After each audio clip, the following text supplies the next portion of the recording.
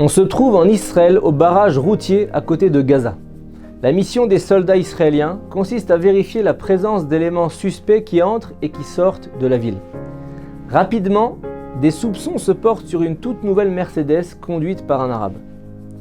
Chaque véhicule doit être bien contrôlé car une fois qu'il a l'autorisation de passer la frontière, il est impossible de le récupérer.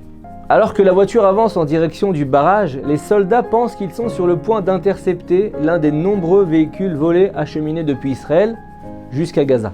La Mercedes s'arrête au point de passage. Les soldats s'avancent lentement vers le chauffeur et lui demandent ses papiers. L'Arabe tend les documents avec assurance et attend le signal pour avancer. Les soldats savent bien que la présence des papiers ne veut rien dire. Ils peuvent très bien être habilement falsifiés. Mais cette fois, tout semble en ordre. Apparemment, le conducteur a acheté le véhicule chez un concessionnaire israélien. L'acte de vente est authentique, les signatures correspondent, tout va bien. L'Arabe récupère alors ses papiers et s'apprête à repartir, mais à ce moment-là, un soldat derrière la voiture se met à hurler « Arrêtez-le !» Il court ensuite vers le chauffeur et lui demande sur un ton sec « Elle est vraiment à toi cette voiture ?» Toujours sûr de lui, il répond « Bah oui, je vous assure que c'est la mienne. Regardez encore les papiers si vous voulez. » Et là, le soldat prend un regard sévère et hausse la voix. « Tishkach et Atfasim, oublie les papiers. Si tu n'avoues pas immédiatement que la voiture a été volée, je le prouverai moi-même sans aucune difficulté et tu iras en prison pour bien plus longtemps que si tu admets tout de suite. À toi de voir. » Le conducteur reste silencieux un moment avec une expression étonnée sur son visage et après quelques instants, il finit par reconnaître qu'il a volé cette Mercedes. On le fait alors sortir de la voiture et on le remet à la police. Pendant ce temps, les autres soldats intrigués demandent à leur ami « Mais comment pouvais-tu être aussi sûr de toi que la voiture était volée alors que tous les papiers étaient en ordre ?» Il sourit et répond « Vous voyez l'arrière du véhicule ? Je ne pense pas que les Arabes y collent ce genre d'autocollant. » Et oui, sur ce petit autocollant jaune, on pouvait lire « En Od Milvado ». Traduction « Rien n'existe à part Dieu ». C'est une proclamation typiquement juive, typiquement même Breslev. Dans sa hâte de voler la Mercedes et de la ramener à Gaza, l'Arabe n'avait pas remarqué ce petit élément sur le pare-choc arrière de la voiture qui a fini par le trahir. Après avoir examiné le véhicule, les soldats trouvent l'identité de son propriétaire, David, ils l'appellent et lui racontent comment ils l'ont récupéré. La réaction de David au téléphone est tellement forte que tout le monde l'entend au bout du fil. Incroyable! Fantastique! Maintenant je sais que oui, Hachem est le seul et unique Dieu. En Od Milvado. Il n'y a rien d'autre que lui. On imagine bien sa joie, mais autre chose se cache derrière cette prise de conscience qu'Hachem dirige tout. Pour comprendre, revenons un peu en arrière, avant le vol de sa voiture. David, le propriétaire, vit à Ma'ale Adomim, une ville en Israël. Il n'est pas religieux, mais de temps en temps, il assiste à un programme d'études de Torah hebdomadaire financé par une yeshiva locale. Les élèves l'invitaient souvent à venir étudier avec eux, mais il refusait toujours. L'idée même d'étudier en yeshiva le mettait mal à l'aise. Il n'avait pas le look. Mais un jour, il arrive avec le visage rayonnant de bonheur et il accepte d'étudier un moment avec les élèves. Quelle est la source de sa joie ? Sa toute nouvelle Mercedes.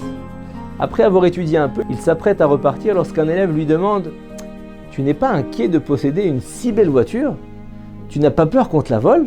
Et David répond « Au début, c'est vrai que j'étais un peu nerveux, mais j'ai acheté la meilleure alarme sur le marché, un très bon antivol qui empêche le volant de bouger. » L'élève de Yeshiva sourit et lui dit « Moi, j'ai un bon moyen de protéger ta voiture pour qu'elle ne soit pas du tout et jamais volée. » Il lui montre alors le petit autocollant jaune avec l'inscription « En Od Milvado » et il lui dit « Si tu veux, je peux mettre cet autocollant sur ta voiture, tu peux être sûr qu'il la protégera. » David réfléchit quelques instants, il hésite, mais il finit par accepter en disant « Bon, après tout, pourquoi pas, ça va peut-être me porter chance. » Quelques minutes après avoir quitté la yeshiva, David appelle le directeur des élèves et lui dit « L'un de vos étudiants m'a dit que l'autocollant En Od Milvado allait protéger ma voiture. Mais vous savez ce qui s'est passé juste après mon départ? Ma Mercedes a été volée.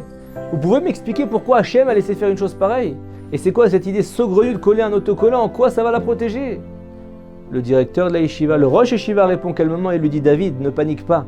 Je suis persuadé que tu as mis cet autocollant sur ta voiture et Hachem va la protéger.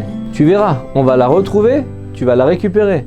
Pendant ce temps, je vais rassembler les garçons et ils vont réciter des télim pour toi. » Et en effet, seulement quelques heures plus tard, la Mercedes était interceptée par les soldats.